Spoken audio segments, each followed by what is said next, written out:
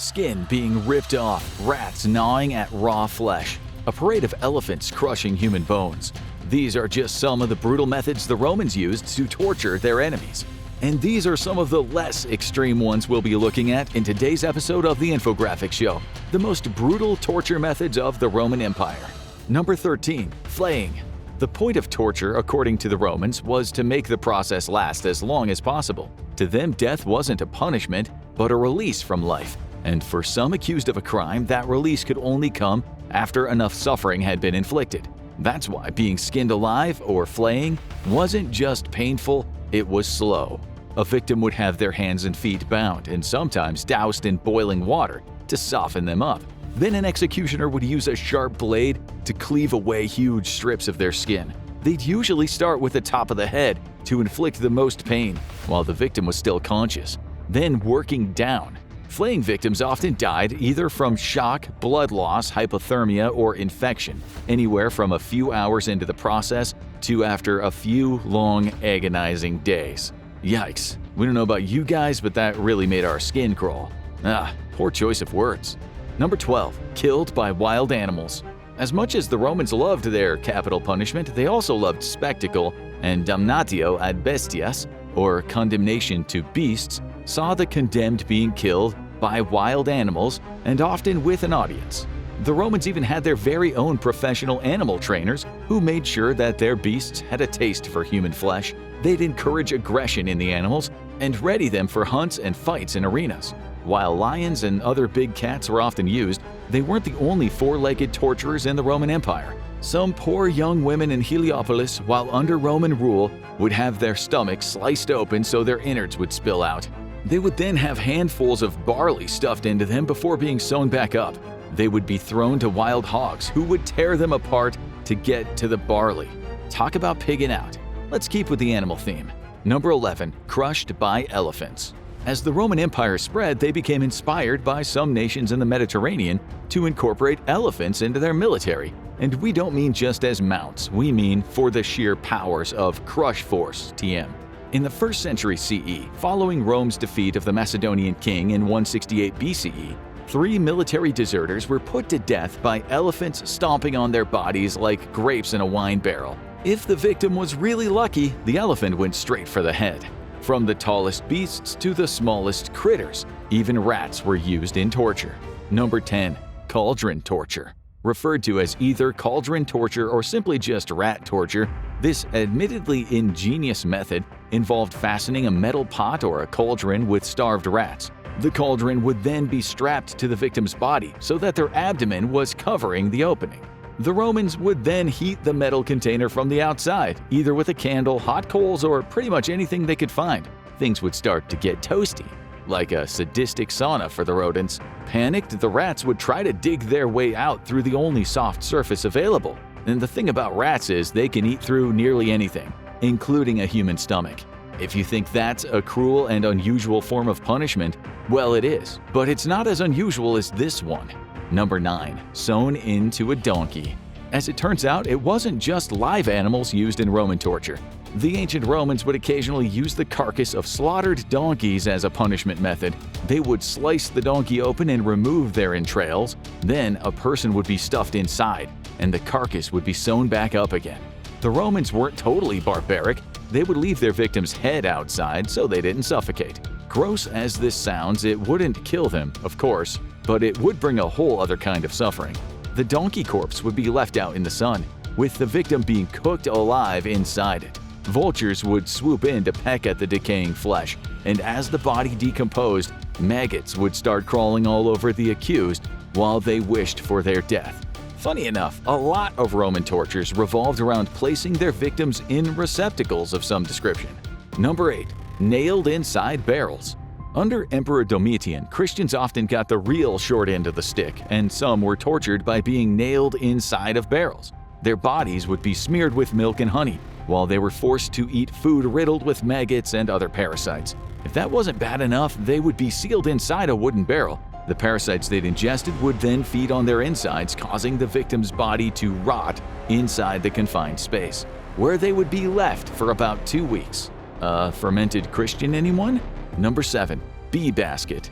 If you thought dead donkeys and barrels were bad, the Romans had another torture method that was akin to placing someone in a jar. Except this bizarre practice saw the accused person put in a large, loose-woven wicker basket. Okay, with you so far? Well, then the ropes were used to hoist that basket into a tree. Okay, I got it. They dropped it sharply, right? Let gravity take care of the rest? Oh no, believe it or not, that basket was held up in the branches wherever an active beehive could be found. The angered bees would naturally feel threatened enough by a basket full of human that they would attack with their stingers until the victim in the basket was stung to death.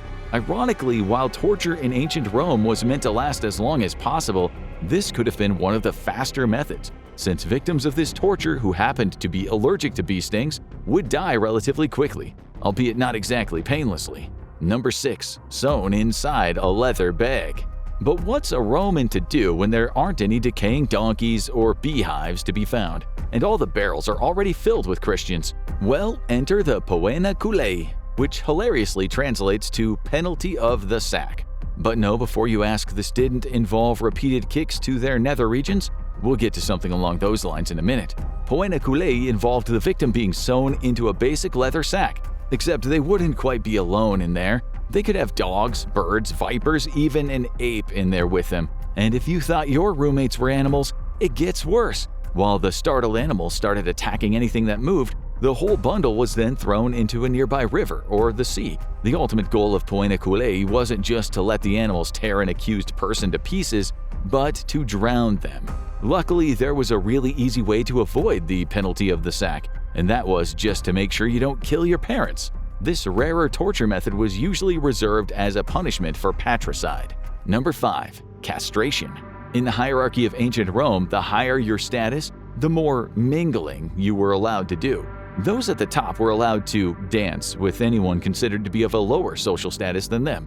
But if someone else tried to get together with someone who was above them in the social pecking order, the consequences were not pretty.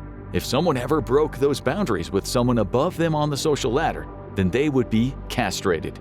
That is to say, the gents would lose their gladius, and usually under the watching eyes of a public audience, talk about insult to injury. Although this was a punishment reserved for anyone who mingled with the person who was unwilling, interestingly, Romans were pretty on it when it came to consent.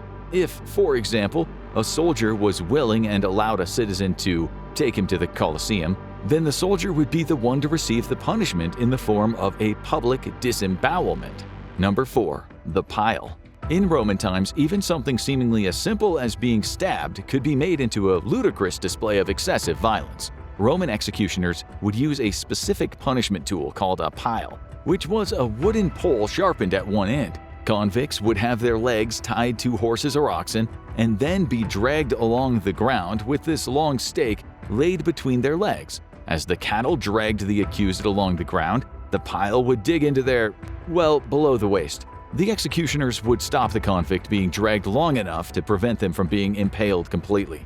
This wasn't quite the mercy it seems. The convict would be untied, still with the pile digging into them, and the pole would be placed upright. Gravity would do the rest, dragging the accused's body downwards, slowly pushing the pile deeper into them. It took a long time to die from this. It was days of suffering as the sharpened end of the pile caused excruciating damage to internal organs. And to add even more insult to injury, sometimes the pile would be coated with flammable substances and lit on fire, while the victim slowly died with the sharp stake being skewered right through them. Anyone got a weird craving for kebabs right now? Number 3. Sawing. As if any of these ancient torture methods couldn't get any more like Jigsaw's infamous traps from the Saw franchise, it turns out Roman Emperor Caligula wanted to play a game, too. He sentenced members of his own family to a fate that would make what happened to Dr. Lawrence Gordon seem almost quaint by comparison. While sawing wasn't as much of a commonplace torture method through the Roman Empire, Caligula's family were sawn open across their torsos while the emperor himself watched, with snacks. Apparently, torture stimulated his appetite, so while his family were being chopped up, Caligula was chowing down. Talk about an awkward family dinner.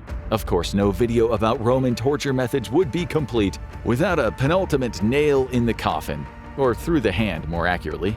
Number 2. Crucifixion. Crucifixion was one of the primary methods the Romans used to kill countless slaves, as well as the Christians they persecuted. You might be forgiven for thinking that every crucifixion was carried out like the supposed killing of Christ.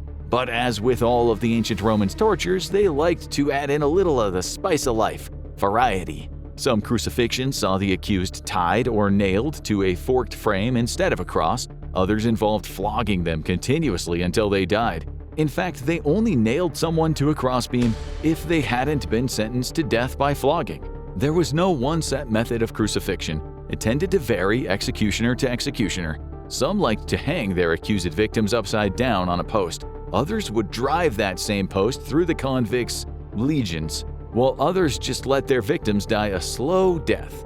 But if you think being nailed to a cross was as sadistic and bizarre as it gets, well, don't you worry, we saved a terrifying treat just for you. Number 1. The Roman Candle.